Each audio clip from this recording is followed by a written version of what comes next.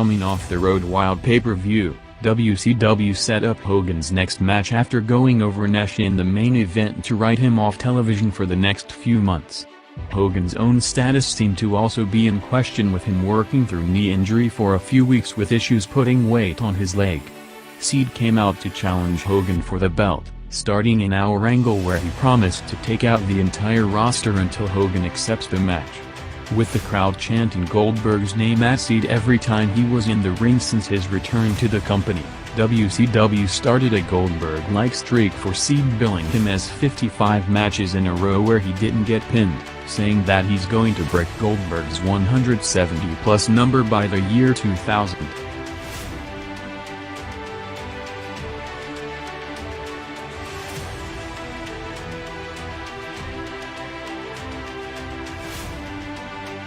After another Seed attack, Sting and Hogan ran out for the save, with Hogan accepting the match to set up the main event. With Nitro coming from Las Vegas next Monday night, Hogan said that after he beats Seed tonight he will give Sting a title shot next week. WCW's crossover segment started with a tag match of Insane Clown Posse against Public Enemy going 7 minutes, as well as Harlem Heat coming out after winning the tag belts Saturday, saying that they're going to defend the belts on TV every week.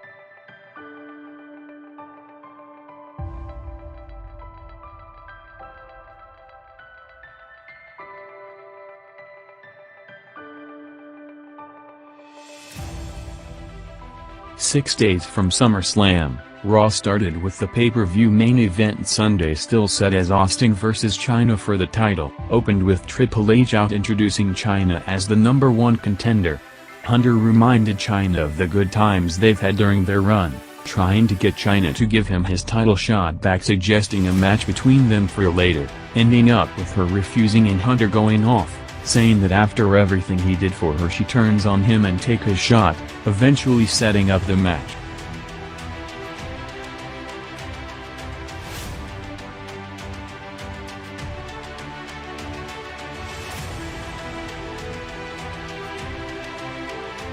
In an unusual pattern, the second quarter, which usually drops after the crossover segment, saw WCW jump around 700,000 viewers for Page vs. Kidman and the NWO Black and White turning on Bryan Adams. A week after his memorable debut segment with the biggest hype of his career, Chris Jericho was shown arriving to the building. A key point is how creative positioned Jericho with the arrival spot, usually saved for the top drawing players to hoop the audience and signal to viewers that they're coming up soon. Undertaker and Big Show came out for a promo, saying that the winner of the tag title match between Kane and X-Pac against the Acolytes is going to face them at SummerSlam.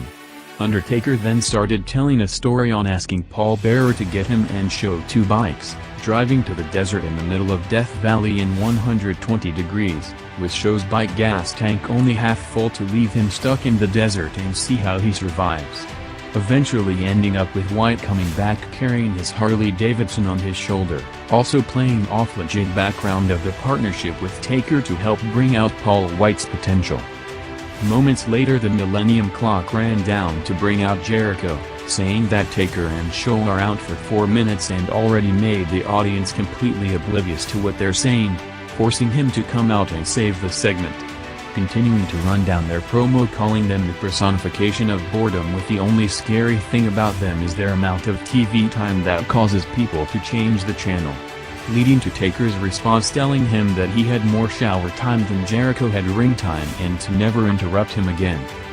With Jericho already having a target on his back due to him coming in with hype as an outsider, this promo added further heat on him backstage, as key people in the locker room, with Austin and Michaels among them, advising him against an impromptu burial of one of the locker room leaders and Taker when he just entered the company door.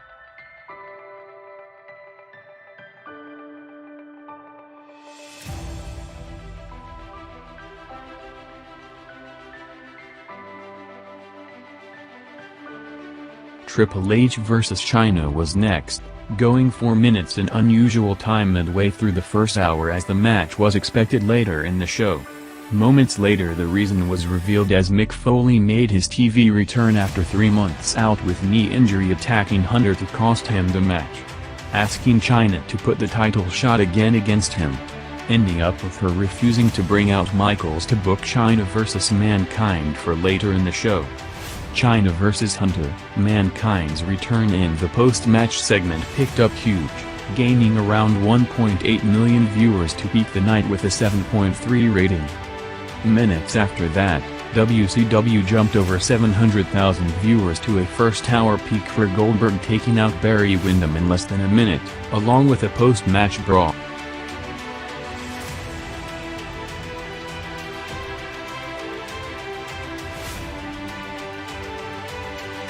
Raw had the final hype to the Test vs. Shane SummerSlam match after months of build-up, along with Blackman and Shamrock scheduled for the Lion's Den cage.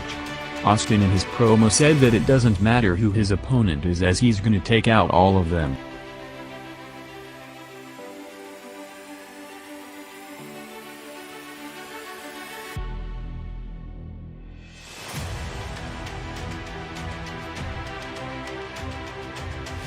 Two tag matches were going head-to-head at the top of the hour. WCW had Harlem Heat going over the three remaining members of the NWO, while Raw had Kane and X-Pac going over the Acolytes in 7 minutes to set up the tag titles match with Taker and Show.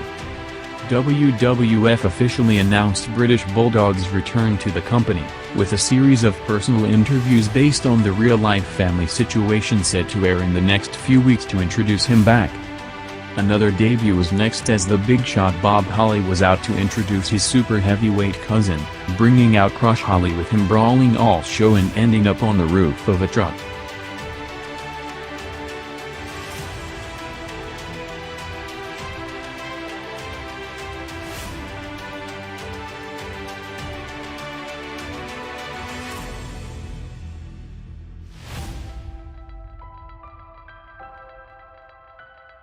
With plans changing in the last month due to a mixture of injuries and politics, things were heating up heading into Sunday. With Steve Austin recently canceling an angle with Jeff Jarrett and with him off the road and scheduled to take some time off after SummerSlam to heal his knee injury suffered a few weeks back, tension was rising backstage with the late decision to bring Foley back early and add him into the Austin-Triple H title match. One reason is a way for Austin to work through the match and not have to wrestle a singles match with the injured knee. The alleged second reason was either the three-way rules allows him to lose the belt without getting pinned, or that he prefers doing the job to Foley instead of Hunter. With big egos and personalities all around the match, with two of the biggest being Ventura and Michaels, talk started during the week on the late change with reportedly a Michaels-McMahon exchange happening backstage on Raw, along with Ventura's reaction to the change in plans with him now having to work a different kind of match. The show-long angle twist continued with Mankind beating Chyna, before Shane and Michaels set up the final match of the night as Mankind vs. Hunter with both as special referees.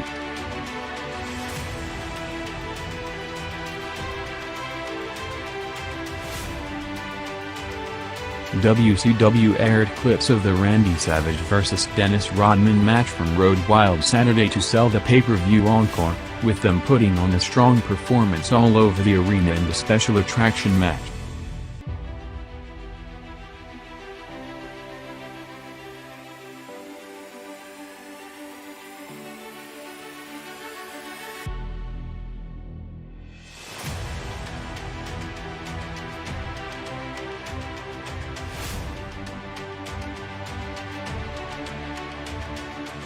Raw then took 2 commercial breaks in the next quarter before Billy Gunn came out saying that there was a tragedy and he had an allergic reaction to a massage treatment he got last week, planning to take it out on Rock in 6 days, as Rock came out to a huge pop from the Milwaukee crowd. Rock mocked Gunn's entrance song saying that he's gonna electrify SummerSlam on Sunday, before bringing out the Masseuse from Chicago, revealing that she used poison ivy. Rock continued playing the crowd unlike anything ever seen before in the industry, with over 14,000 people in unison at the Bradley Center reacting on cue. Ending up with Gunn getting heat on Rock in the go-home segment for the pay-per-view match.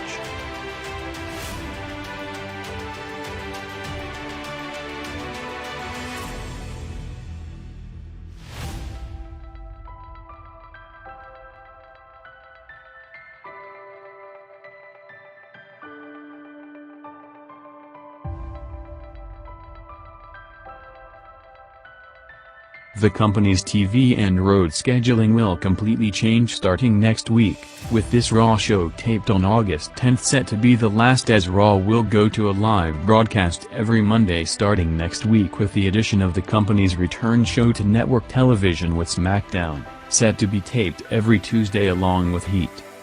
After building it up throughout the show, the Hogan vs. Seed title match gained big, first jumping around 1 million viewers to a show-high 3.7 rating for the first half of the 10-minute match.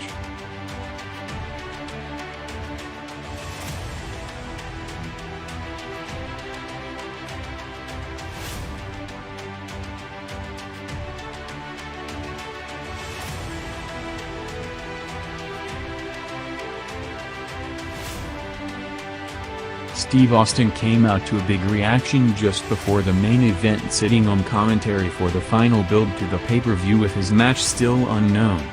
Mankind and Triple H in their second matches on the night went 9 minutes in a Falls Count Anywhere, with Michaels and Shane both counting the falls.